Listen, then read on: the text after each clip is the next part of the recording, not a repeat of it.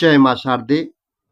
आज हम अष्टक वर्गफल निर्णय के बारे में बताएंगे।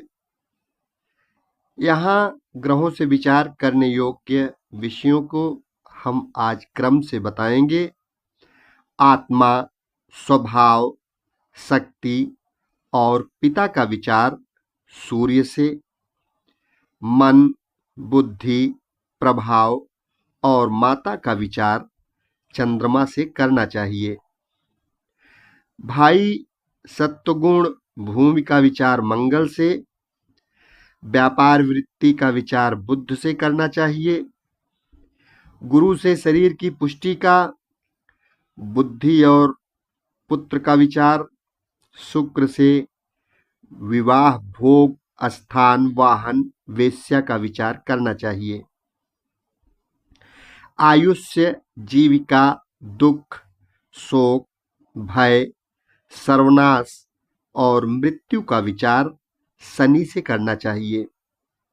पिता कारक सूर्य, माता कारक चंद्रमा, भ्रातृकारक मंगल और मित्र कारक बुध होता है। ज्ञान गुण का कारक गुरु और स्त्री यानी पत्नी का कारक शुक्र है। इनके राशि में जब शनि जाता है तो इन लोगों को कष्ट होता है।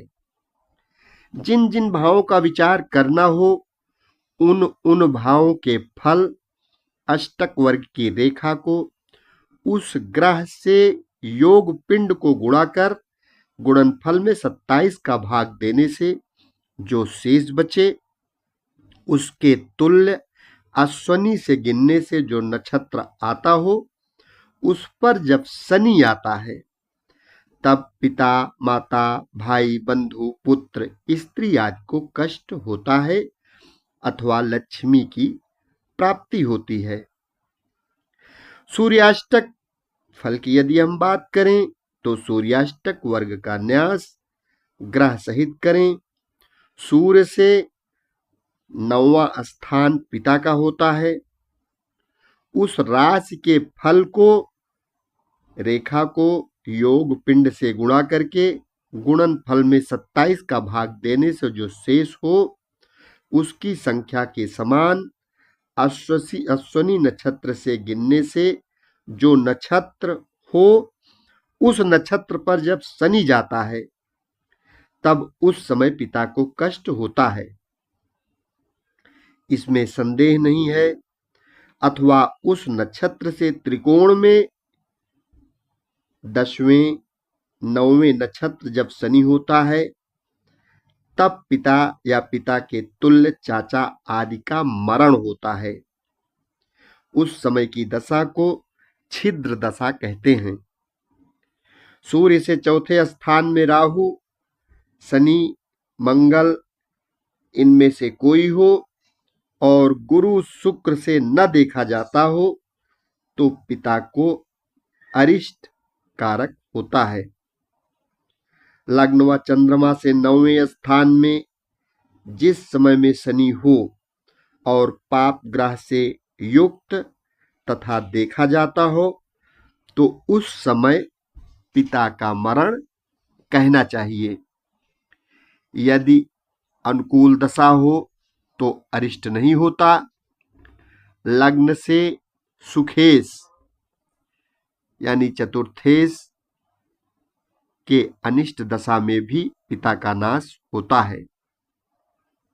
पिता के जन्म लग्न से 8वीं राशि में जन्म हो और उस राशि के स्वामी लग्न में हो तो वह पिता के कर्म को करने वाला होता है। सुखेश की दशा में अधिक सुख पाने की संभावना होती है।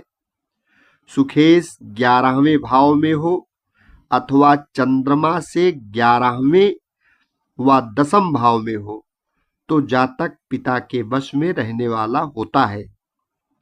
पिता के जन्म लग्न से तीसरी राशि में जन्म हो तो वह पिता के धन पर आश्रित होता है।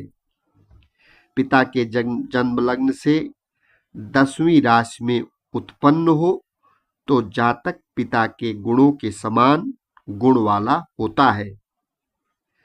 और दशम राशि का स्वामी लग्न में हो तो पिता से श्रेष्ठ होता है। सूर्याष्टक वर्ग में जिस राशि में शून्य हो उस राशि संबंधी मास और दिन में विवाह आदि शुभ कार्य व्यवहार आदि न करें।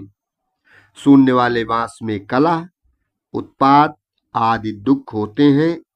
सूर्य के पिंड का शोधन कर अष्टम स्थान के फल रेखा से योग पिंड को गुणा करके उसमें 12 से भाग दें। शेष मेष आदि से गिनने से जो राशि हो उस राशि के मास में अरिष्ट होता है अथवा उससे त्रिकोण राशि के मास में अरिष्ट होता है।